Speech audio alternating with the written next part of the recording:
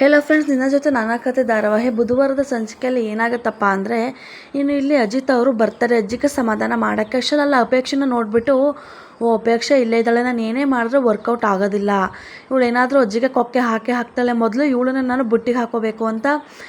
ಅಪೇಕ್ಷಾ ಏನು ಮಾಡ್ತಿದ್ದೀಯಾ, ಇಲ್ಲೇ ಇದೆಯಾ? ನಾನು ಮಾಲ್ಗೆ ಹೋಗಿದ್ದೆ ಕಣೆ, ಅಲ್ಲಿ ಒಂದು ಪಿಂಕ್ ಕಲರ್ ಡ್ರೆಸ್ ನೋಡಿದೆ. ಪಿಂಕ್ ಕಲರ್ ನಿನ್ನ ಫೇವ್ರೇಟ್ ಅಲ್ವಾ?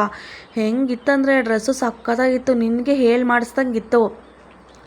ಅಪೇಕ್ಷೆ ನೀನು ಏನಾದರೂ ಆ ಡ್ರೆಸ್ನ ಹಾಕ್ಕೊಂಬಿಟ್ರೆ ದೊಡ್ಡ ಬಾರ್ಬಿಗಲ್ ಥರ ಕಾಣ್ತೀಯ, ಪಕ್ಕ ಬಾರ್ಬಿಗಲ್ ಆ ಥರ ಕರಿತಿರ್ತಾರೆ ಎಲ್ಲರೂ ನಿನ್ನ ಅಂತ ಹೇಳ್ತಾರೆ. ಅಷ್ಟರಲ್ಲಿ ಅಪೇಕ್ಷೆ ಅವರು, ಹೌದೇನೋ ಅಜಿತು, ಎಷ್ಟು ದಿನ ಆಗಿತ್ತು ನಾನು ನೀನು ಶಾಪಿಂಗ್ ಹೋಗಿ ಕರ್ಕೊಂಡು ಹೋಗೋ, ಆ ಡ್ರೆಸ್ನ ನಿಜವಾಗ್ಲೂ ಕೊಡಿಸ್ತೀಯ ಅಂತ ಕೇಳ್ತಾರೆ. ಅದಕ್ಕೆ ಅಜಿತ್ ಅವರು, ಹೌದು ಕಡೆ ನಿಜವಾಗ್ಲೂ ಕೊಡಿಸ್ತೀನಿ, ಎಷ್ಟು ಚೆನ್ನಾಗಿತ್ತು ಗೊತ್ತಾ ಅಂತ ಹೇಳ್ತಾರೆ ಅಜಿತ್ ಅವರು. ಅಷ್ಟರಲ್ಲಿ ಅಪೇಕ್ಷೆ ಅವರು, ಹೌದು ಕಣೋ, ಮೊದಲೆಲ್ಲ ನಾವು ಎಷ್ಟು ಶಾಪಿಂಗಿಗೆ ಹೋಗ್ತೀವಿ, ಇವಾಗ ನೀನು ಶಾಪಿಂಗ್ ಅಂದ್ಬಿಟ್ಟೆ ಕರ್ಕೊಂಡು ಹೋಗಲ್ಲ, ಕರ್ಕೊಂಡು ಹೋಗೋ ನನ್ನ ಡ್ರೆಸ್ನ ಕೊಡಿಸೋ ಮಾಲಲ್ಲಿ ಅಂತ ಕೇಳ್ತಾರೆ. ಅದಕ್ಕೆ ಅಜಿತ್ ಅವರು, ಸರಿ ಕೊಡಿಸ್ತೀನಿ, ನೀನು ಡ್ರೆಸ್ ಕೊಡಿಸು ಅಂತ ಕೇಳೋದಚ್ಚ, ನಾನು ನಿನಗೆ ಕೊಡಿಸೋದಚ್ಚ ಅಂತ ಹೇಳ್ತಾರೆ.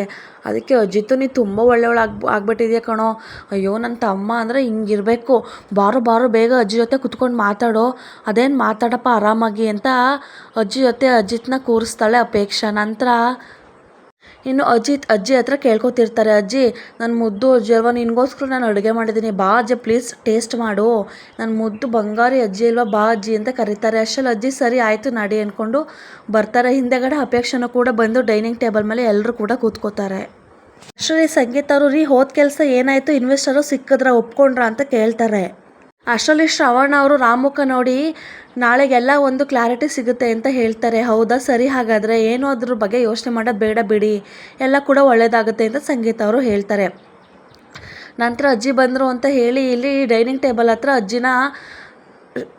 ಅಜಿತ್ ಕೂರಿಸ್ತಾನೆ. ನಂತರ ನೀನು ಕುತ್ಕೋ ಭೂಮಿ ಅಂತ ಹೇಳಿ ಸಂಗೀತ ಅವರು ಕುತ್ಕೊಂಡು ಪಲ್ಲವಿ ಎಲ್ಲರಿಗೂ ಬಡಿಸಮ್ಮ ಅಂತ ಹೇಳ್ತಾರೆ. ಅಷ್ಟರಲ್ಲಿ ಅಜಿತ್ ಅವರು, ಇವತ್ತು ಒಂದು ವರ್ಲ್ಡಲ್ಲಿ ಬೆಸ್ಟ್ ಡೇ, ನನ್ನ ಬ್ಯೂಟಿಫುಲ್ ಆದಂತಹ ಒಂದು ಬ್ಯೂಟಿಫುಲ್ ಲೇಡಿ ಜೊತೆ ನಂದು ಇವತ್ತು ಡಿನ್ನರ್ ಅಂತ ಹೇಳ್ತಾರೆ. ಅದಕ್ಕೆ ಅಜ್ಜಿ ಭೂಮಿ ಮುಖನ ನೋಡ್ತಾರೆ. ಅಷ್ಟರಲ್ಲಿ ಅಜಿತ್ ಅವರು, ಅಯ್ಯೋ ಅಜ್ಜಿ, ಬ್ಯೂಟಿಫುಲ್ ಲೇಡಿ ಅಂದರೆ ನೀನು ಅಜ್ಜಿ, ನೀನು ಯಾಕೆ ರಾಂಗ್ ಸೈಡ್ ಕಡೆ ನೋಡ್ತಿದ್ದೀಯಾ, ನನ್ನ ಡಾರ್ಲಿಂಗ್, ನಿನ್ನ ಜೊತೆ ಇವತ್ತು ನಾನು ಡೇಟಿಂಗು ಡಾರ್ಲಿಂಗ್, ಸರಿ ತಗೋ ಟೇಸ್ಟ್ ಮಾಡು, ನೀನು ಒಂದ್ಸಲಿ ನನ್ನ ಕೈ ರುಚಿ ನೋಡಿದ್ರೆ ನಿನ್ನ ಮುಖ ಲಕ ಅಂತ ಹೊಳೆಯುತ್ತೆ, ನಿನ್ನ ಫೇವ್ರೇಟು ಮಾವಿನಕಾಯಿ ಚಿತ್ರಾನ್ನ, ಹಪ್ಪಳ ಎಲ್ಲ ಇದೆ, ಟೇಸ್ಟ್ ಮಾಡಜ್ಜಿ ಅಂತ ಇಲ್ಲಿ ಅಜಿತ್ ಅವರೇ ಅವ್ರ ಅಜ್ಜಿಗೆ ಬಡಿಸ್ತಾರೆ.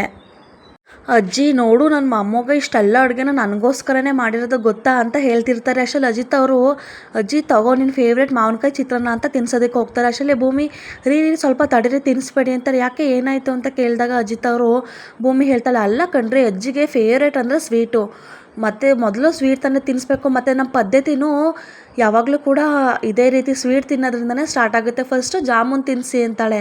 ನಂತರ ಅಜಿತ್ ಅವರು 2 ಸಲ ಜಾಮೂನ್ನ ತಿನ್ನಿಸ್ತಾರೆ. ಅಷ್ಟರಲ್ಲಿ ಭೂಮಿ, ಅಯ್ಯೋ ನೀವು ಜಾಮೂನ್ ತಿನ್ನಿಸಿದ್ರೆ ಬರೀ ಜಾಮೂನ್ನೇ ತಿನ್ನಿಸೋದಲ್ಲ, ಸ್ವಲ್ಪ ಹೋಳಿಗೆನೂ ತಿನ್ನಿಸಿ, ಅದು ಕೂಡ ಸ್ವೀಟ್ ಅಲ್ವಾ ಅಂತ ಹೇಳ್ತಾರೆ. ಅಷ್ಟರಲ್ಲಿ ಅಜಿತ್ ಅವರು, ಅದಕ್ಕೆ ಭೂಮಿ, ನೀನು ನನ್ನ ಪಕ್ಕದಲ್ಲೇ ಇರು, ನನ್ನ ಬಿಟ್ಟು ನೀನು ಎಲ್ಲೂ ಹೋಗಬೇಡ, ನನ್ನ ಪಕ್ಕದಲ್ಲಿದ್ದರೆ ಯಾವ್ಯಾವಾಗ ಏನೇನು ಐಟಮ್ ತಿನ್ನಿಸ್ಬೇಕು ಅಂತ ಕರೆಕ್ಟಾಗಿ ಹೇಳ್ಕೊಡ್ತೀಯ.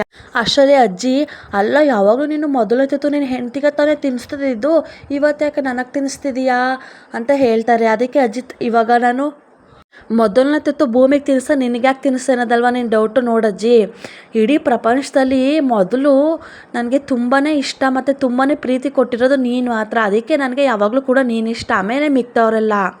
ಭೂಮಿ ಆಮೇಲೆ ಬಂದವಳು ಅಜ್ಜಿ, ಮೊದಲು ನೀನಲ್ವ ನನಗೆ, ನೀನೇ ನನ್ನ ಪ್ರಪಂಚ, ನೀನು ಒಬ್ಬಳು ಅಜ್ಜಿ, ಲಕ ಅಂತ ನಕ್ಕೊಂಡಿದ್ಬಿಟ್ರೆ ಇಡೀ ಮನೆ ಸಂತೋಷವಾಗಿರುತ್ತೆ ಅಜ್ಜಿ ಅಂದ್ಬಿಟ್ಟು ತಿನ್ನಿಸ್ತಿರ್ತಾರೆ. ಅಷ್ಟರಲ್ಲಿ ಅಜ್ಜಿ, ಅಪ್ಪ ಒಬ್ಬಟ್ಟಂತೂ ಹೆಂಗಿದೆ ಇದು, ನನಗಿಂತ ಚೆನ್ನಾಗಿ ಅಡುಗೆ ಮಾಡೋದು ಕಲ್ತ್ಕೊಬಿಟ್ಟಿದ್ಯಾ ಕಣೋ ಮೊಮ್ಮಗಳಿಗೆ, ನೀನು ತುಂಬಾ ಚೆನ್ನಾಗಿ ಅಡುಗೆ ಮಾಡಿದ್ಯಾ, ಒಬ್ಬಟ್ಟಂತೂ ಸೂಪರಾಗಿದೆ ಅಂತ ಹೇಳ್ತಾರೆ. ಅದಕ್ಕೆ ಅಜಿತ್, ಹಂಗನ್ಬಿಟ್ಟು ಒಂದೇ ಒಂದು ತಿಂತಿದೆಯಲ್ಲ, ಸೂಪರಾಗಿದೆ ಅಂತ ಹೇಳಿದ್ಮೇಲೆ ಒಂದು ಅರ್ಧ ಡಜನ್ ಆದರೂ ನೀನು ತಿನ್ನಲೇಬೇಕು, ಕೊಡಿ ತಟ್ಟೆ ತುಂಬ ಒಬ್ಬಟ್ಟು ಕೊಡಿ ಅಂತಾನೆ ಅಜಿತ್. ಅಷ್ಟರಲ್ಲಿ ಭೂಮಿ, ಅಯ್ಯೋ ರೀ, ಬರೀ ಒಬ್ಬಟ್ಟನ್ನ ತಿನ್ನಿಸ್ಬೇಡಿ, ಅಜ್ಜಿಗೆ ಸಕ್ಕರೆ ಕಾಯಿಲೆ ಇದೆ, ಎಲ್ಲನೂ ಕೂಡ ತಿನ್ನಿಸಿ ಅಂತ ಹೇಳ್ತಾಳೆ. ಇನ್ನು ಇಲ್ಲಿ ದೇವಿ ಅನಿ ಮತ್ತು ಮನಸ್ವಿನವ್ರು ಇಬ್ಬರು ಕೂಡ ಮಾತಾಡ್ಕೋತಿರ್ತಾರೆ.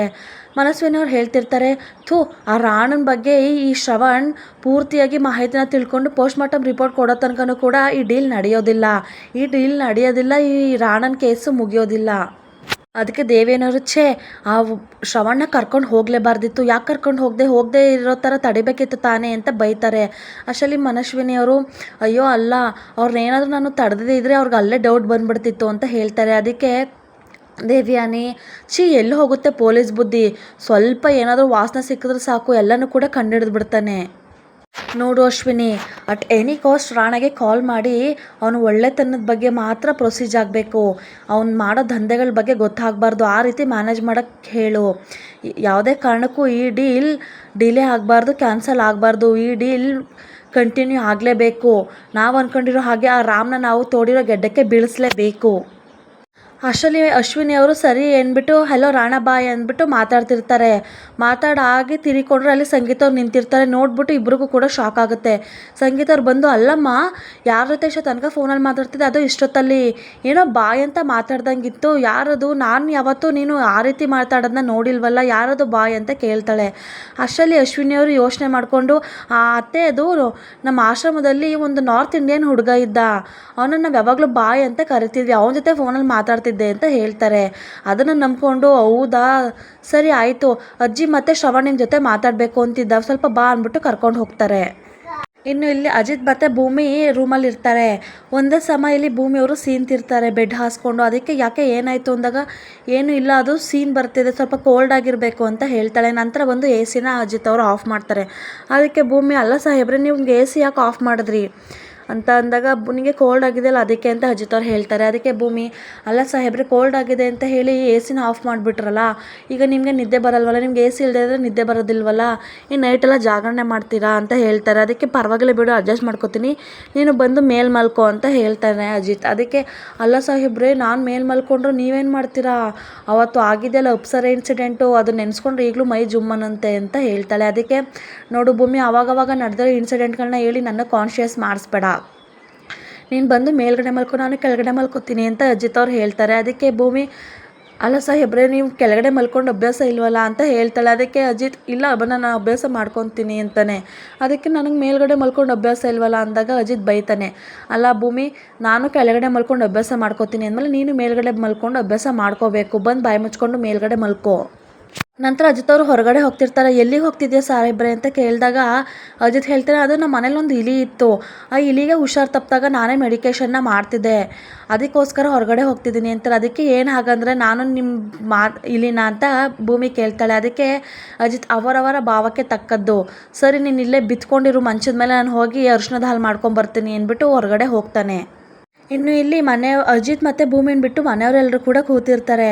ನಂತರ ಇಲ್ಲಿಗೆ ಮನಸ್ವಿನಿಯವರು ಬಂದು ಕೂತ್ಕೊಂಡು ಏನಿವತ್ತು ಇಷ್ಟು ಖುಷಿಯಾಗಿದ್ದೀರಾ ಅಂತ ಹೇಳ್ತಾರೆ. ಅಷ್ಟರಲ್ಲಿ ಅಜ್ಜಿ ಹೇಳ್ತಾರೆ, ಅಲ್ಲ ಕಣಮ್ಮ, ನಿನ್ನ ತುಂಬಾ ಜಾಣೆ, ನನ್ನ ಮಗನ ಬಿಸ್ನೆಸ್ಗೆ ನೀನು ಎಷ್ಟೆಲ್ಲ ಹೆಲ್ಪ್ ಮಾಡ್ತಿದ್ಯಾ ಅಂತ ಹೇಳ್ತಾರೆ. ಅದಕ್ಕೆ ಶ್ರವಣ್ಣವರು ಹೌದು, ನೀನು ದೊಡ್ಡವಳಾಗಿಲ್ಲ ಅಂತ ಅಂದ್ಕೊಂಡಿದ್ದೆ, ನೀನು ತುಂಬಾ ಬ್ರಿಲಿಯಂಟ್ ಆಗಿದೆ, ತುಂಬಾ ದೊಡ್ಡವಳಾಗಿದೆ, ನೀನು ನಮ್ಮ ಥರನೇ ಯೋಚನೆ ಮಾಡ್ತೀಯಾ ಅಂತಾರೆ. ಅಷ್ಟರಲ್ಲಿ ಸಂಗೀತ ಅವರು ಹೌದು, ನಮ್ಮೆಲ್ಲರೂ ಯೋಚನೆಯಲ್ಲಿ ನಿನ್ನ ಬಗ್ಗೆ ಯೋಚನೆ ಮಾಡದೆ ಮರ್ತ್ಬಿಟ್ಟಿದ್ದೀವಿ, ಮುಂದೆ ಏನು ಮಾಡಬೇಕು ಅಂತ ಅಂದ್ಕೊಂಡಿದ್ಯಾ ಅಂತ ಕೇಳ್ತಾರೆ. ಅದಕ್ಕೆ ಮನಸ್ವಿನಿ ಅವರು ಹಾಗಂದರೆ ಏನು ಅಂತ ಕೇಳ್ತಾರೆ. ಅಷ್ಟರಲ್ಲಿ ಹಾಗಲ್ಲಮ್ಮ, ಮುಂದಕ್ಕೆ ನೀನು ಏನಾದರೂ ಓದಬೇಕು ಅಂತ ಆಸೆನ ಇಟ್ಕೊಂಡಿದ್ಯಾ ಅಂತಾರೆ. ಅಷ್ಟರಲ್ಲಿ ಮನಸ್ವಿನಿ ಅವ್ರಿಗೆ ದೇವಿಯವರು ಇಲ್ಲ ಅಂತ ಹೇಳು ಅಂತ ಕನ್ಸನ್ನೆ ಮಾಡ್ತಾರೆ. ಅಷ್ಟರಲ್ಲಿ ರಾಮ್ ಸರಿ ಹಾಗಾದರೆ ನಿಂಗೆ ಓದೋಕ್ಕೆ ಇಷ್ಟ ಇಲ್ಲ ಅಂತಂದರೆ ನೀನು ಮದುವೆ ಆಗ್ತೀಯಾ ಅಂತಾರೆ. ಅಷ್ಟರಲ್ಲಿ ಶ್ರವಣ್ ಅವರು ಹೌದು ಕಣಮ್ಮ, ಹೇಳು, ನೀನು ಯಾರನ್ನಾದರೂ ಇಷ್ಟಪಟ್ಟಿದ್ರೆ ಹೇಳು, ಅವ್ರ ಜೊತೆ ನೀನು ಮದುವೆನ ಮಾಡ್ತೀನಿ, ಅವನೇನಾದರೂ ಯೋಗ್ಯ ಅನಿಸಿದ್ರೆ ಈಗಲೇ ಕರ್ಕೊಂಬಂದು ನೀನು ಮುಂದೆಗಡೆ ನಿಲ್ಲಿಸ್ತೀನಿ.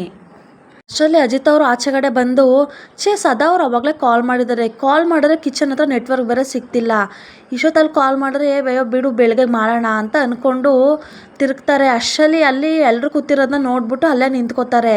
ಅಷ್ಟರಲ್ಲಿ ಇಲ್ಲಿ ಸಂಗೀತ ಅವರು ಹೇಳಮ್ಮ, ನೀನು ಭಾಳ ಸಂಗತಿ ಯಾವ ಥರ ಇರಬೇಕು ಅಂತ ಹೇಳು, ಅದೇ ಥರ ಹುಡುಗನ ಹುಡುಕ್ತೀವಿ ಅಂತಾರೆ. ಅಷ್ಟರಲ್ಲಿ ಮನಸ್ವಿನಿ ಅವರು ಅಜಿತ್ ಮುಖ ನೋಡಿ ಎದ್ದು ನಿಂತ್ಕೊಂಡು ಅಜಿತ್ ಅಂತ ಹೇಳ್ತಾರೆ. ಮನೆಯವರೆಲ್ಲರೂ ಕೂಡ ಆ ಹೆಸರನ್ನು ಕೇಳಿ ಶಾಕ್ ಆಗ್ತಾರೆ.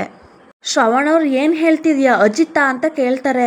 ಅಷ್ಟರಲ್ಲಿ ಮನಸ್ವಿನಿ ಶಾಕ್ ಆಗ್ತಾಳೆ. ಮನೆಯವರೆಲ್ರಿಗೂ ಕೂಡ ಒಂದು ಕ್ಷಣ ದಿಗ್ಭ್ರಮೆ ಆಗುತ್ತೆ.